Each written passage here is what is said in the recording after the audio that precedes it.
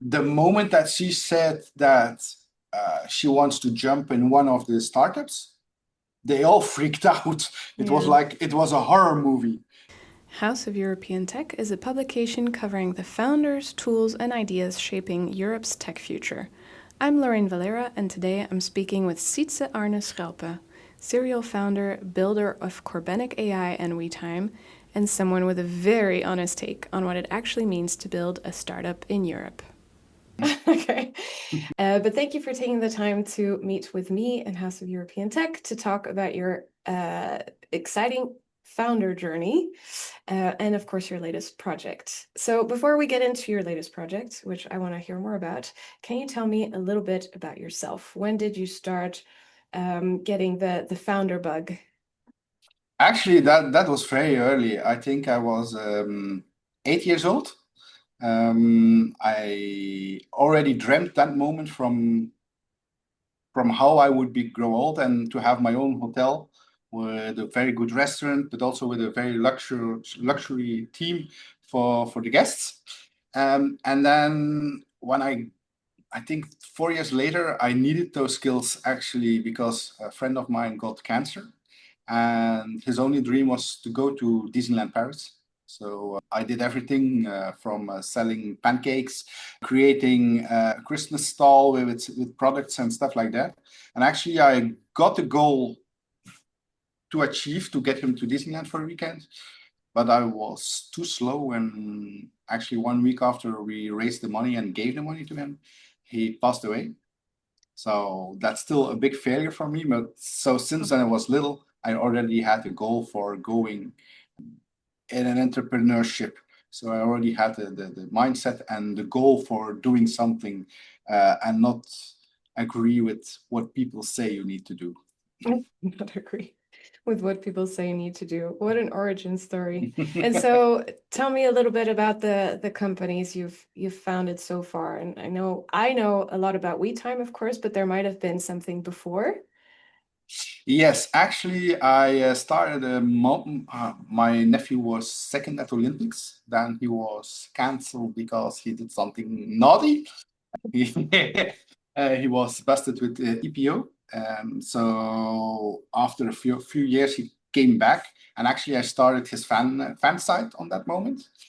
2 years later, he decided that he would stop. So, but I saw the need of a very good and qualitative platform for the mountain biking, because for the moment no big journal or newspaper is writing about it. So I started the platform actually for mountain biking only. That was quite successful, and we moved to a TV program. So I produced a TV program then for the Belgian market. And because on that moment I decided actually, why only take mountain biking? We go wider, and I took everything in that sport with me, everything off-road. And then my naivety hit the wall. I hired a second person for the sales, and yeah, that was a big mistake. I trusted people that were not in my inner circle, so we had a very big downfall, and we had to close everything up. It really hurted me personally. I tried to fix everything I could, but a failure is always a failure, and especially in Europe, and especially in Belgium, if you fail, people look differently to you.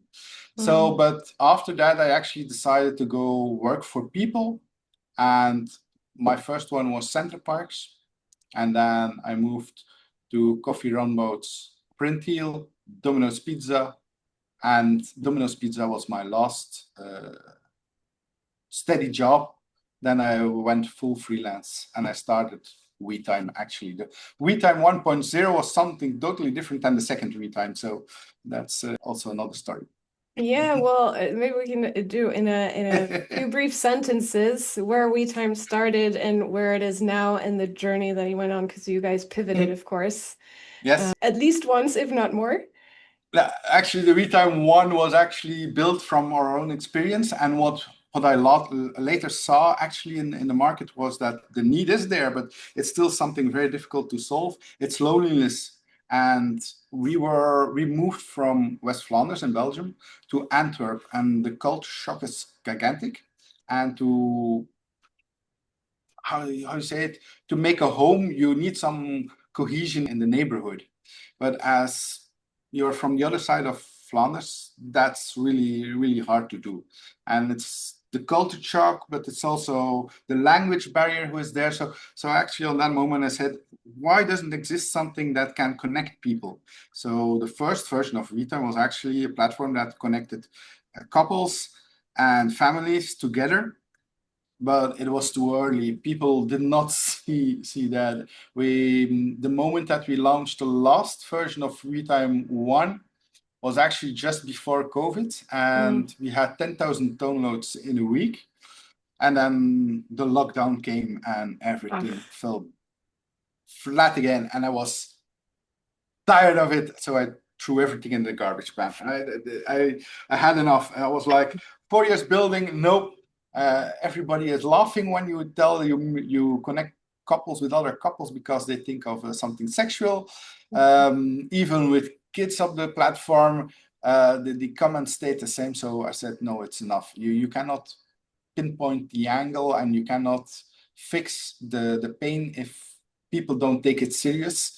And like I said, afterwards, I saw other people working on the same terrain, seeing the same pitfalls, but every time somebody gets further and it's getting better. So that's actually an advantage. And the second one, actually, I started the second week of the lockdown, where I realized that people really wanted to go to travel again once the lockdown would be done.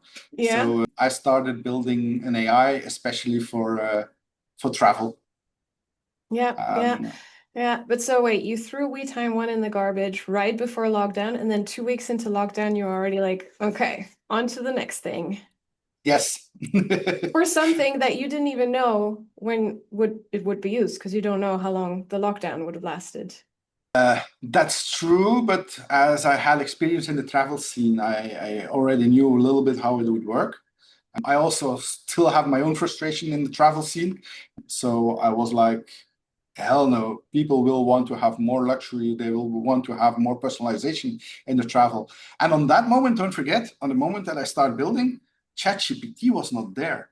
So there was nothing solving that problem. So I was like, let's build it. It's possible. I could see it in my brain. And that's something that I learned since a few months, that not everybody thinks on the same way, but I actually saw how I needed to build it.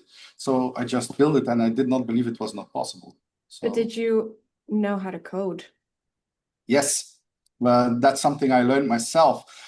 So in my years that I was working for the companies, I was actually marketing manager, and I had a lot of nice discussions with companies who would sell us a website and hosting.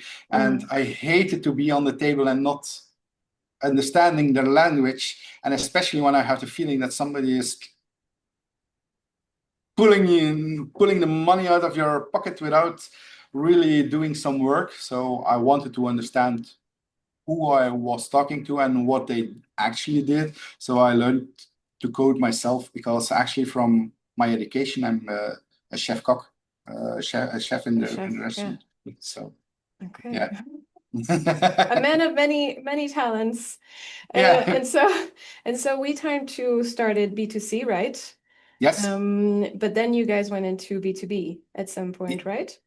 Yeah, well, actually, we wanted to do B2C, because I believe people want to decide themselves. But what we noticed was we don't have a big pile of money. So if you have to battle on that, that's something. If you don't have 1 million on the bank account, you can't win the race. And the worst thing was, we were just accepted in an accelerator in Belgium, so started at KBC.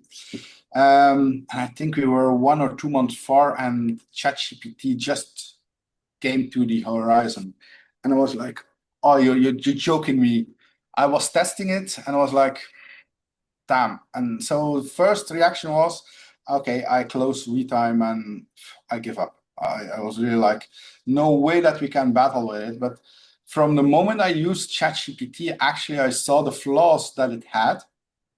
And I think after a month, I said, no, we will continue, but we will need to go to the businesses because we will save them more money than if they implement an API from ChatGPT.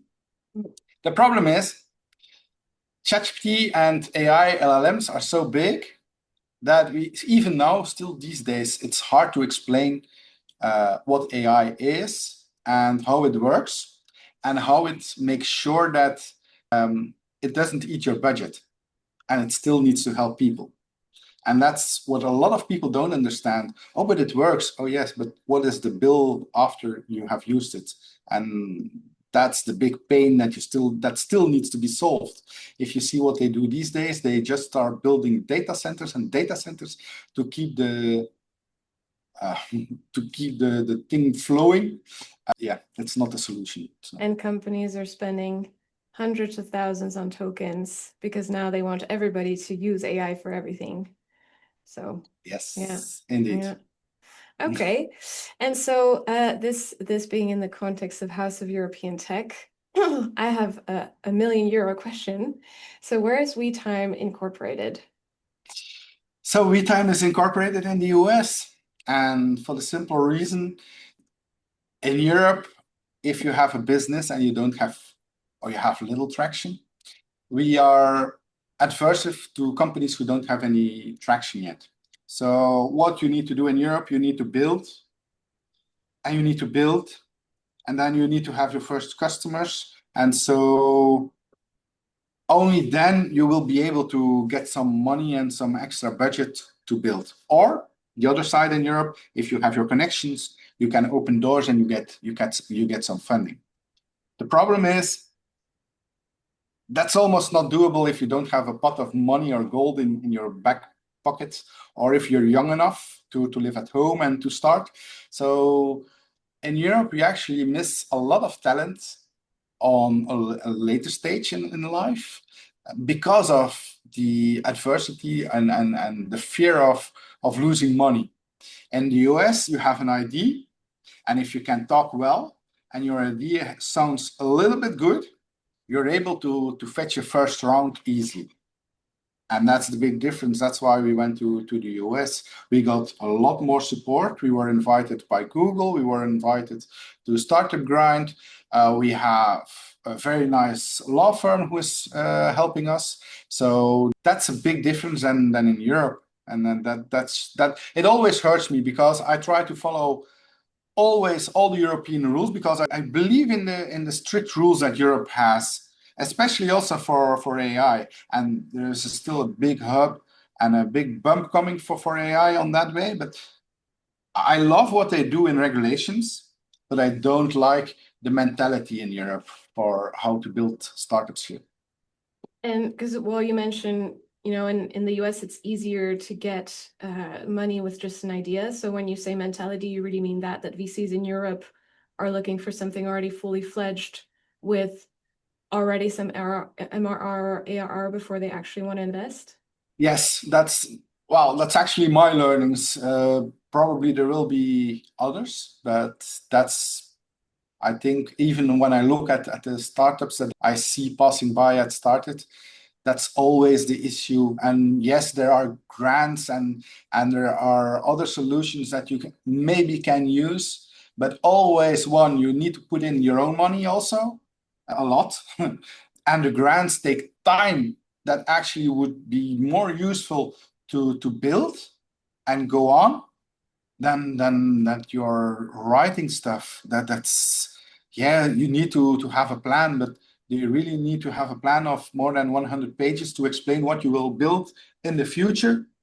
That's just holding people up. So that's really frustrating for me, as I'm in a jury regularly and I see a lot of ideas passing by, and I always think, oh my God, why don't we have a fund like in the US that we help a starter with an idea that sounds good, already has something, a little spark, and we give him some fuel to test. But yeah.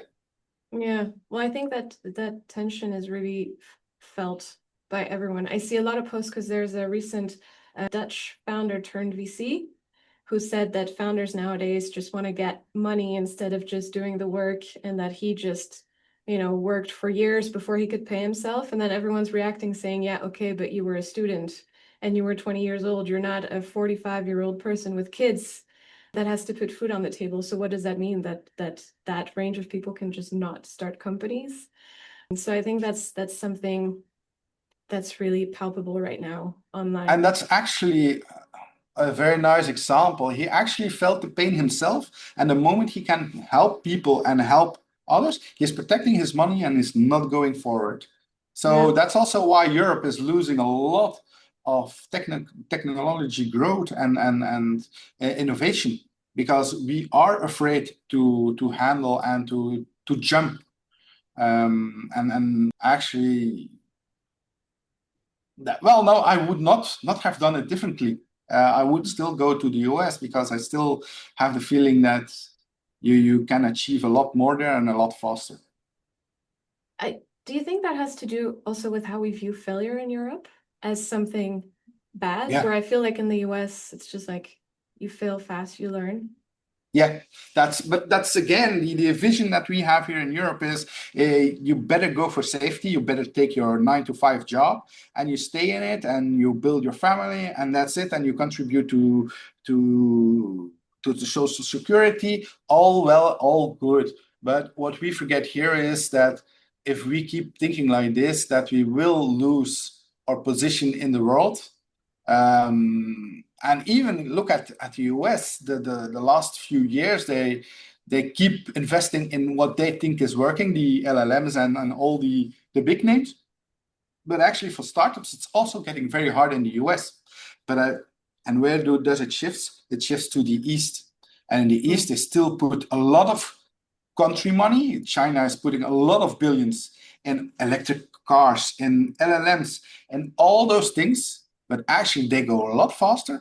And what you see there are models that are in the LLM space then that are cheaper to grow and to train. So you see the shift. If you take the risk, the rewards are there. But yes, it's also true what the guy says. No, you don't need to give money for nothing. You make sure that the plan is sound and that you believe in the founders. And there can still be a mismatch. But I already have seen a lot of founders who failed that with maybe 50K, they would have succeeded. Yeah. Well, let's see if things change in the coming months. I feel like there's a big push to get European companies more help and just to kind of protect everyone from going to the US. And so let's see if it's all talk or if something happens behind. You're talking about the European governance or setup for companies and startups, correct? Yeah, EU Inc., the tech sovereignty package, so that governments also have to make sure they only use European tech for financial health, judicial data of their citizens. So there's, That's protectionism, and I don't believe in it because you cannot force somebody to use something if the back office is not good.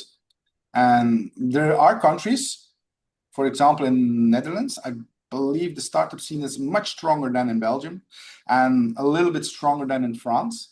But the core problem is still there. You still need people who want to take the risk, that's one, but also the support for those people. And that's a mentality shift within Europe itself. Because if you look at my family or my wife's family, the moment that she said that she wants to jump in one of the startups, they all freaked out. It was like it was a horror movie. That was, oh, you don't do that. You have a safety job. You earn so much money. Don't do that. And as long as we think like that, the mentality stays in Europe all over the place the same. So that if that is not changing, some rules and some regulations will not help. No, probably not. But how do you then change the mentality? You have to really, because you have to start somewhere. Will regulations help, or do you, tackle it in schools already? And then I believe believe philosophical debate.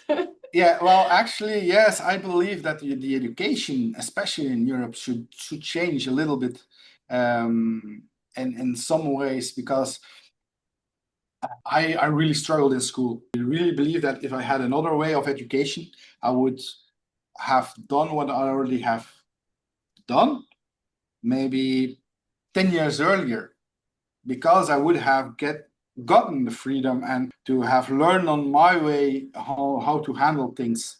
I think we are too boxed in some stramins, or how do you say it, in some guardrails to follow, and that's the way it needs to be going. You see some shifts in certain schools, but in general, we still do the same thing for more than 100 years. These are the rules, and this and you need to follow, and this, and watch out if you take another road because you will not fit in. And Yeah. I think we need to fix the core, and then we can go for further. Or maybe we should do it async, but keep in mind the real mentality only shifts if the people go with it and they see it. But that's only my small opinion. So, so how are you doing that with your kids?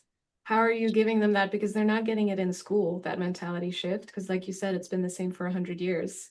Yeah, well, actually, we go to Nerdland Festival in Belgium. We have a very popular podcast, Nerdland. Okay. And so well, the first 2 years we pulled them, but actually this year we were thinking, "Oh, we will skip it for once," but they asked for 4 days Nerdland. And that's a festival in Belgium where everything is there. You can learn anything from AI to space to animals. So they get history, they get really all the information that they want actually pulled into their brain based on their interests, not because it's a rule. So, and they really like it. I think it's also a really good approach what the festival has. It's a lot of repetition because knowledge is not, or the different stages are not growing that fast, of course. So you have still a lot of repetition, but they bring it well and they like it. So that's one way. And the other way we do is we try to limit the technical devices. So not a lot of iPhone, not a lot of TV. We still try to push them outside. They need to do sports. And I try to let them work with AI because I hate it when I hear schools say, you are not allowed to use AI. But if you arrive at your job, you get people who say, oh, but that's not allowed. But you know how much time you win when you use AI to do some jobs. Mm. I get complaints sometimes, oh, your email is written with AI. Yes, but I have dyslexia. So I need to use the tools that I have to go faster and make no mistakes. Okay, it's a little bit artificial, my email, but all the information is there. So what is the difference? And who do I hurt? The only thing that I think people are too afraid of AI these days. And actually, in schools, we should learn them to use it safely and Yes. understand where the problems with AI really are and not guessing. Yeah. Yeah. So, speaking of AI, tell me about your latest venture. So yeah, it's still under the wraps. It's running on this moment, but 1 month and a half ago, I was working on something that was for 1 year in my brain, and I was building, and I had built something that actually matched with a problem that I had on that moment, and I call him Merlin. And it was actually to make the current LLM better because I hated when I was doing even a rack system, had too much the same information in the rack. And I noticed the LLM was reading everything, but it only needed that one stupid piece. And then I noticed it read too many times the same thing. So I was really getting frustrated. I saw the token cost go up. I was like, hell no, I will solve this with what I have built here. So I actually tested it out. I think I had more benchmarks than you ever have seen. Um, and so actually I wrote 2 papers as a non-university person. Look at you. Yeah, and Published actually, author. Pardon? Yeah, well, I'm on archive. What I think is really cool, and actually I got some really nice compliments from professors worldwide. So I was really happy with it. And I already saw on the moment, and that's the moment that I tested it and it worked. I actually said an FUYCK word more than 1,000 times, because on that moment I also realized what it could do. And that's maybe the biggest frustration I have until now. I dropped the papers. Some people already use it in different ways than what is noted in the paper. But I got so much pushback that I was like, hell no. Look, it is possible. It's not to me to use it on that way. If they want it, they can get it. They can build it, but they need to see it. But I got so many pushbacks that I was like, okay, if they don't want to see it, then we bring it to them. So actually, last week I started building my own LLM model with a full different architecture than what is these days used. Okay. And I'm starting with a 0.5B model. That's what I will launch today. Hey. Nice. So that is what I will launch today. And we will add the benchmarks today also. And the predictions look sunny for Galahad. So actually we have Merlin and we called the model Galahad. So we have started a new startup actually for this, because I saw it's too far away from WeTime, and WeTime is travel. If you then start explaining something that has nothing to do with it, you lose traction and people are like, hell no. So new startup, and Merlin is under it. Galahad is under it, and we actually, and that's for all your listeners and watchers, we actually called it Corbenic. And then it's up to you what will be your what is actually the road that we have ahead, because we have a final goal. And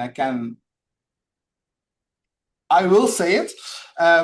Actually, the roadmap and all the technical needs for the roadmap are already ready on the PC.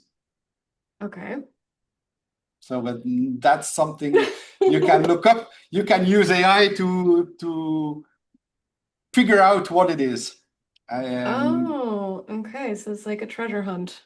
Well, actually, that was the worst thing. Last week was somebody, so we already have the roadmap since 2 weeks. What the final goal was. But last week, somebody from Reddit, the guy mailed me. He says, "Your name of your company and the Merlin thing. Do I understand well that this is what you want to build?" I did not confirm. I did not deny.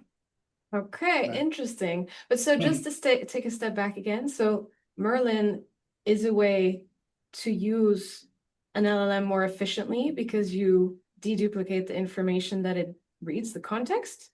Yeah, actually, Merlin you can use on several locations in LLM. One in the training data. The training data now, they think or they try to get it as clean as possible. But one that's actually taking a lot of time. Merlin is really fast and actually makes sure that everything is byte by byte identical and is cleaned up. So you know that everything is really unique in your data set. So you will not find 2 times the same data in your data sets. What makes that, if you go train it, the data gets already shrunken. So your training is getting better and more optimized, and it goes faster. So there you already reduce the electricity cost and the overhead in your compute to what minimum needed is to train the models. So that's already one big win. But actually, on the moment that you go use RAG, what we saw there in the benchmarks and stuff, if you really are in a company and you use a system that uses LLM and with all your data, it can reduce up to 80% of your tokens. What means, one, your bill is going down, but also the compute bill is going down. Yeah. So actually the worldwide bill is going down. So that is what I try to explain in the papers. Yeah. And what I noticed, some understand what it does and what it is, and some are explaining me, yeah, but that's not possible. I use VC code, I use this tool. And I was like, yeah, but look, the integration is actually simple to do, and I have a GitHub where they can use a minified version of Merlin in their stack, and a normal person who is using LLMs on a normal daily basis will never hit a limit. But the big companies actually should pay for it, of course, because we are not talking about 100 or 1,000 bill that goes down. It's actually, if it's used well, we are talking about millions that can be reduced. Exactly. I mean, my feed is full of companies spending so much money on tokens that people now, when they apply, they ask what their token budget is per day. So if you can reduce that, I mean, that's a multi-million-dollar idea. Yeah. Or euro. Yeah, euro. Okay, and so why did you decide to build your own LLM? It was not the idea. I'm really honest, it was not the idea. I really wanted to have somebody else do it. But it was out of frustration. Like I said, I have dyslexia, and when I am on Reddit, I use AI to explain myself. I tell the LLM, look, this is what I see, this is how I think, write it for me. And so I have a nice, correct answer to the question that's asked. If then the answer is, oh, this is written by AI, or you get an answer back of, give me the recipe of a pecan pie. Yeah. Then I'm like, yeah, okay, did you actually read what it is? Did you actually do, or did you just think, oh, this is AI, it's not interesting? Then I'm like, okay, it's true, I use AI to write, but check just the core message. So, and then I try to explain always on the beginning of, look, I have dyslexia, I'm not an English native, but the math and all the logic is mine, please check it. And even then I hit the wall. I was like, okay, if they don't want to see it, then I just will build it and kill the benchmarks myself. And so you're going to integrate Merlin, the Merlin technology, yes, into the LLM that you're building. Yes, and I actually have built 2 more layers, or I call it layers, but actually 2 more things that I needed to build this architecture for the new LLM. It's called Taliskin Talisin and Morgana. So I needed for the further roadmap, but we're staying the same thinking of King Arthur and Camelot. Yeah. And yeah, because the problem is I wanted to write a paper, but the fact that I'm now writing the LLM, I first want to have the LLM ready and showing the benchmarks. Look, it's real before I publish the papers. To protect of course, our trade secrets. Yeah. But yeah, the first tests were really nice to see, actually. Yeah, well, I mean, it's really exciting, especially in this moment right now in the AI boom, and my biggest problem for the moment is I don't know what it costs for Google to actually build a 0.5 model. I don't know it, but actually for us it will be around 500 and 600 euros. Okay, I have no benchmarks on that, so I cannot say if that's a lot or not. Same me, because everybody is keeping close lid. But yeah, we will see what the benchmarks gives today. And I keep you posted on that, and maybe we need to do a follow-up on it. Probably. But yeah, you're the first one to hear it, so here you are. Exciting. And so are you doing this on your own? Yes, 100%. Well, the coding and thinking I'm doing all by myself. I have one co-founder who I actually respect enormously. He's my Lancelot, actually, but he does not touch my wife. Good that you specify that. Yeah, for sure. Because that was also one of the of the discussions. He said immediately, "Yeah, but I'm not interested in your wife." I said, "No, I need you for my protection, because I have one big flaw, and actually I would give away everything for free. And this time I really want to do it correctly." Yeah. I have my Guinevere, my wife, who is really good in organizing everything. So that's sometimes it's good to have somebody who helps me in some paper stuff and stuff like that. Then we have somebody in the US who is helping me with the legal stuff, and one extra. Actually, I have two people in Paris, two astrophysicists, who said it's going too far for us. We don't understand. We cannot follow. But ping-ponging on on a brain level on what I'm thinking is always helpful, because otherwise you're in a tunnel vision and you get stuck. So you need sometimes to get pulled out. And when I built Merlin, they were there telling me, "Yeah, but did you benchmark this, and did you use that benchmark, and can you not use this to..." So actually they forced me to do more tests than needed, but thanks that they were very critical and very in disbelief, I made sure that my papers were were airtight, so that was a big win. Yeah, sounds like you have a good support system. I try to. Yeah. I don't believe that you can do everything by yourself, and you need people around you to fetch everything where you're weak at. You can never be good at everything, and you need to trust people also to step up when needed. And I'm lucky that I met my co-founders. I was lucky that I met my wife, but actually for the other co-founder, he already protected me once, so I trust him actually with my life almost. He is the only one for the moment who has a copy of Merlin. And I know that's safe there, but if something happens to me, he has the pure copy of Merlin, so that's secure and safe. All right. And so what's next for Corbenic, the launch? The launch, today, and then after that? We are aiming to get an invite for YC, because I think what we have, or stack that we already have in the backend, is special enough to get accepted. We are bare metal. We are really working from the ground up, everything up, and I'm sure that we can help Google and Anthropic and an OpenAI with our stack.